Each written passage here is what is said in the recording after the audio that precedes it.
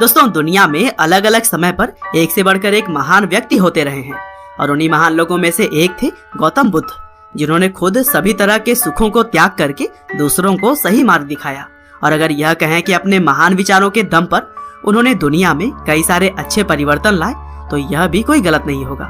गौतम बुद्ध ने हमेशा ही सत्य और अहिंसा को अपने जीवन का मुख्य आधार माना और उन्होंने दूसरों को भी इसी रास्ते पर ही चलने के लिए प्रेरित किया। वैसे यूं तो गौतम बुद्ध एक राज परिवार में जन्मे थे और उनके जीवन में कभी भी किसी तरह की कमी नहीं थी, क्योंकि वह जो भी चाहते वह तुरंत ही उनको मिल जाता था। लेकिन इसके बावजूद उन्होंने दिव्य ज्ञान की खोज में इन सभी सामाजिक सुखों को त्याग दिया और फिर अपने महान विचारों को बांटते हुए उन्होंने भगवान का दर्जा प्राप्त किया। तो चलिए दोस्तों, आज के इस वीडियो में हम जानते हैं महात्मा बुद्ध की पूरी कहानी। तो दोस्तों, इस कहानी की शुरुआत होती है करीब 563 ईसा पूर्व से, जब कपिलवस्तु के पास लुम्बिनी, नेपाल में गौतम बुद्ध का जन्म हुआ था।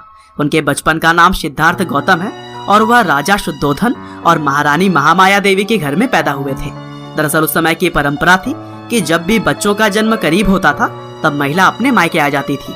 लेकिन जब महारानी अपने मायके कपिलवस्तु आ ही रही थी, तभी रास्ते में ही गौतम बुद्ध के जन्म का समय आ गया और इसीलिए लुम्बिनी, नेपाल में एक पेड़ के नीचे ही गौतम बुद्ध पैदा हो गए।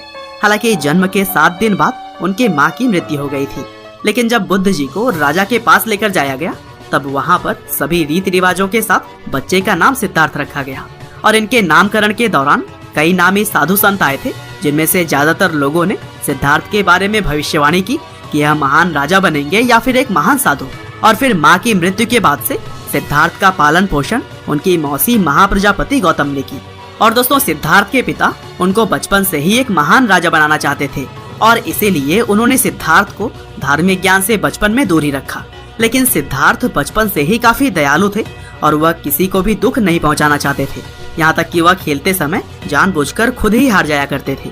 और दोस्तों, जब उनके चचेरे भाई देवदत्त ने एक हंस को अपने बाण से घायल किया था, तब उस हंस की रक्षा भी सिद्धार्थ ने की थी। और शायद यह कहानी आप लोगों में से ज्यादातर लोगों ने तो जरूर ही सुनी होगी। और यही सभी बातें ही तो थी जो कि सिद्धार्थ को बाकी लोगों से अलग बनाती थी। हालांकि जब सिद्धार्थ 16 साल के थे, तब उनकी शादी राजकुमारी यशोधरा से कर दी गई और फिर इसी समय से ही वह लगातार कई सारे धार्मिक सवालों के जवाब ढूंढने लगे। और फिर अपने युवावस्था में जब वह बाहर निकलकर जनता के बीच गए, तब अपनी इस यात्रा में उन्होंने बीमारी, बुढ़ापा और सांसारिक दुखों की तरह ही बहुत सारी ऐसी बातें जानी जिसके बारे में उन्हें पहले कभी भी पता नहीं था। और फिर अपने पिता के विरुद्ध उन्होंने एक रात महल छोड़ने का फैसला ले लिया और फिर बाहर आकर उन्होंने निश्चय किया कि वह दिव्य ज्ञान की प्राप्ति करेंगे। और दोस्तों, यहीं से शुरू हो गई सिद्धार्थ गौतम के गौतम बुद्ध बनने की यात्रा। वह महल से निकलकर सबसे पहले अनोमिया नदी के तट पर पहुंचे, जहां उन्होंने अपने पहले बाल कटाए और फिर साधु के कपड़ों में आ गए। और फिर इसके बाद वह राजा गांव पहुंचे, जहां पर भिक्षा मांगने लगे।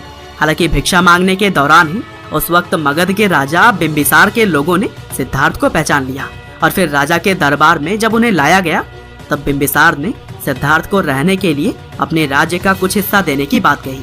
हालांकि गौतम बुद्ध इन सामाजिक लालच में कहाँ आने वाले थे, उन्होंने बिंबिसार से सहायता न लेने की बात कह दी। और फिर वहाँ से निकलने के बाद गौतम बुद्ध जाने माने योग और मेडिटेशन के 2 टीचर से शिक्षा प्राप्त की और फिर काफी सालों तक कठोर तपस्या करने के बाद उन्होंने सही तरीके से ध्यान लगाना शुरू कर दिया। और फिर बोधगया पहुंचकर एक पीपल के पेड़ के नीचे बैठ लगातार 49 दिनों तक जब उन्होंने ध्यान लगाया, तब उन्हें दिव्य ज्ञान की प्राप्ति हुई। और ऐसा अनुमान लगाया जाता है कि उस समय गौतम बुद्ध की उम्र 35 साल थी और फिर इसके बाद से ही 80 साल की उम्र तक वह प्रचार प्रसार करने में लगे रहे। और इस दौरान उन्होंने अपने बहुत सारे फॉलोअर्स भी बनाए, जो कि उनके दिखाए गए मार्ग पर चलते रहे। और दोस्तों, आज का समय भी अगर देखा जाए तो गौतम बुद्ध के फॉलोअर्स की संख्या करोड़ों में है, जिसमें कोरिया, चीन, जापान, भारत और नेपाल जैसे देशों के बहुत सारे लोग आपको देखने को मिल जाएंगे।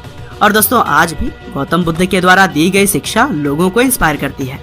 उम्मीद करते हैं कि राजकुमार सिद्धार्थ से भगवान बुद्ध बनने तक की यह कहानी आपको जरूर ही पसंद आई होगी। आपका बहुमूल्य समय देने के लिए बहुत बहुत धन्यवाद।